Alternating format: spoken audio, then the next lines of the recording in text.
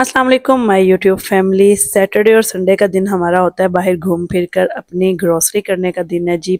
पूरे हफ्ते की हमने चीज़ें ख़रीदनी होती हैं और यहाँ पे हम जो चीज़ हमें नहीं चाहिए उसकी कीमत देख के हम वापस रख रहे हैं, क्योंकि हक भी यही बनता है।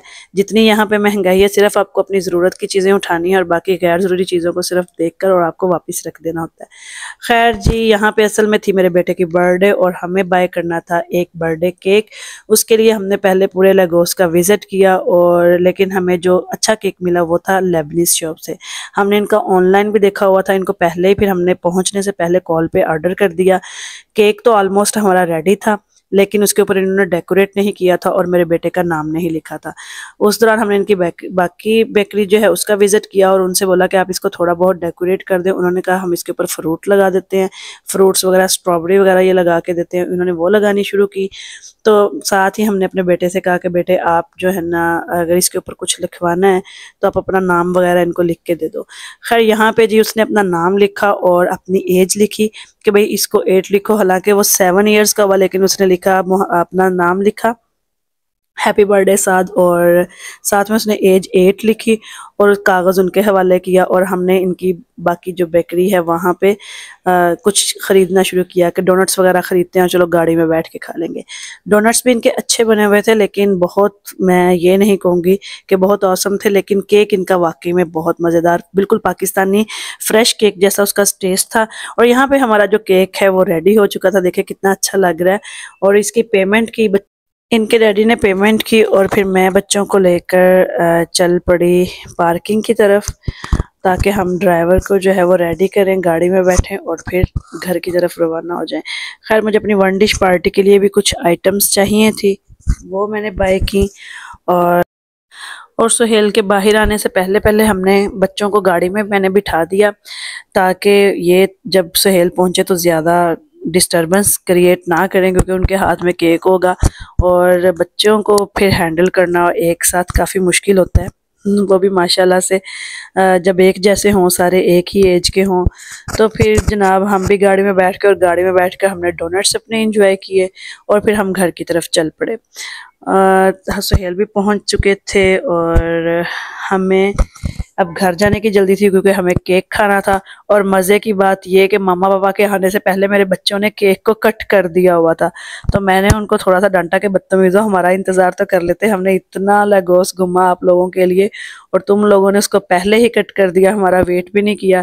खैर जब डैडी ने कट किया फिर सब ने उनका साथ दिया कि हम आपका हाथ पकड़ के यहाँ पे कट करवाते हैं। खैर यहाँ पे जी केक हमारा कट हो चुका और ये इतना टेस्टी केक था, इतना मज़ेदार था कि बच्चों ने तो जो खाना ही खाना था। मैं भी उठती थी फ्रिज में से इसका 1-2 स्पून लेके, हमने एक दिन के अंदर अंदर इसको ख़त्म कर दिया। खैर यहाँ पे जी हमारा गेम का टाइम होता है, शाम टाइम हम ग्राउंड में खेलने जाते हैं बच्चों के साथ। और फिर रात को मैं 1 डिश की तैयारी कर रही थी, तो मेरे हस्बैंड साहब ने कहा कि पहले मेरे लिए चिप्स और चिकन को फ्राई करो। तो मैंने अपना केक जहाँ पे था वहीं पे छोड़ा और उनके लिए मैं कुछ ना कुछ बनाने लगी, क्योंकि उनकी फरमाइश, उनकी बात सबकी बातों से पहले, बाकी सब कुछ बाद में। तो यहाँ पे मैं चिप्स फ्राई कर रही हूँ, क्योंकि उनके साथ फिर मैंने भी टेस्ट करना होता है। और चिप्स फ्राई कर रही हूँ, उसके बाद मैंने चिकन के पीसेस निकाले, उनको फ्राई किया और उनको पेस्ट किया और लग गई फिर अपने केक की तैयारी में। तो यहाँ पे जी केक वगैरह का जो बखेरा है वो मेरा था, अभी समेटा नहीं था। ओवन वगैरह प्री हीट मैंने किया हुआ था, लेकिन अभी केक को अंदर रखना बाकी था। मैंने सोचा पहले अपने हस्बैंड को सारी चीज़ें दे के उनको आराम से वो सुकून से खाएं, तो मैं बकाया का काम वापस आके करूँगी। केक की रेसिपी मैंने इसलिए नहीं आपके साथ शेयर की, क्योंकि मैं ये केक बनाने की रेसिपी आलमोस्ट 2-3 दफ़ा पहले शेयर कर चुकी हूँ, ठीक है। और जिस बंदे ने ये स्पैटुला निकाला है, यकीन मानने कि वो इतना कमाल का बंदा था ना। और अगर तो वो मुसलमान है तो अल्लाह ताला भाई, अगर वो जिंदा है तो उसकी या मुर्दा है उसको माफ़ करे, उसकी बख्शिश कर दे। और अगर वो कोई अंग्रेज़ है तो उसे हिदायत दे दे, अगर कोई नॉन मुस्लिम है उसको अल्लाह ताला हिदायत दे दे और वो मुसलमान हो जाए। क्योंकि ये स्पैचुला जो है मुझे इतना पसंद है, किचन की तमाम आइटम्स में से जितना भी आपका मतलब बर्तन वगैरह जो कहते हैं नीचे से होता है ना गंदा, आप इसके साथ बहुत इजीली इसको साफ़ कर देते हो। और मैंने जब ये बाय किया था तो मुझे ऐसी ही फीलिंग्स आई थी जैसे मैंने न्यू मोबाइल बाय कर लिया, मुझे इतनी खुशी हुई थी। खैर यहाँ पे मुझे जेली भी बनानी थी, मैं जेली भी आते हुए ले आई थी मार्केट से।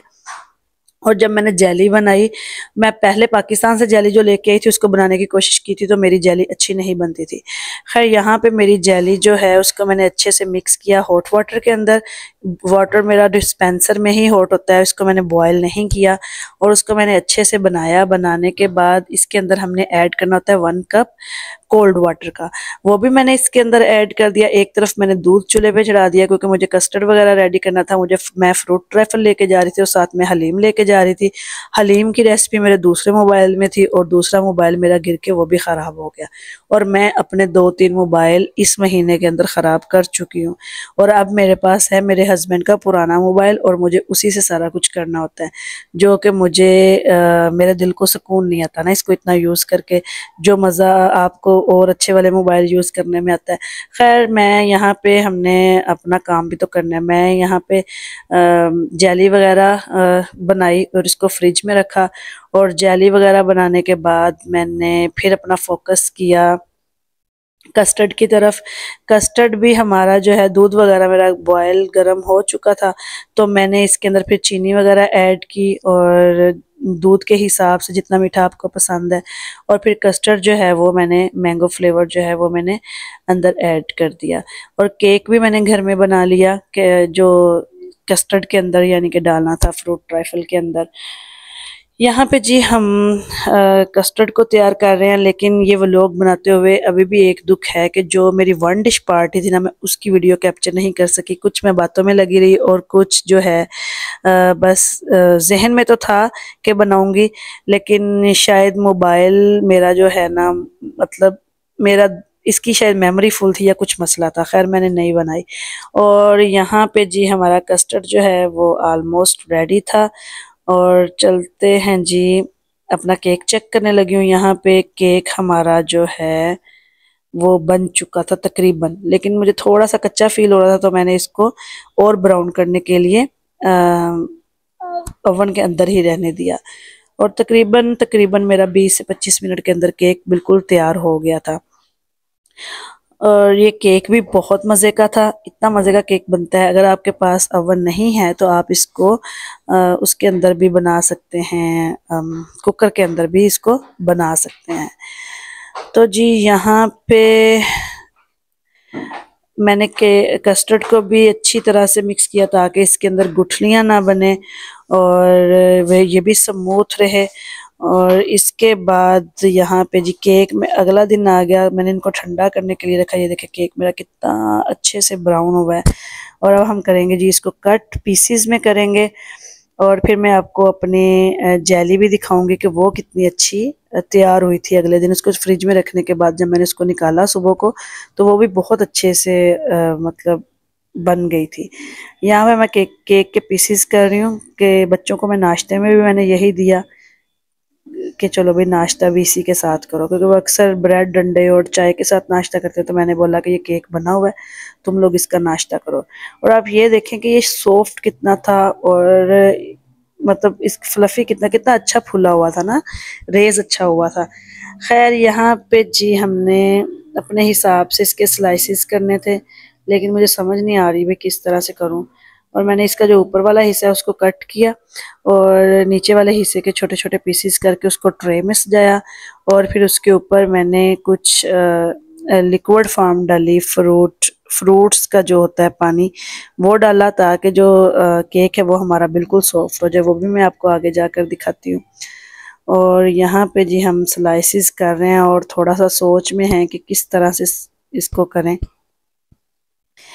और यहाँ पे आप देखेंगे, चले जी मुझे समझ आ गई है कि हमने किस तरह से करना है।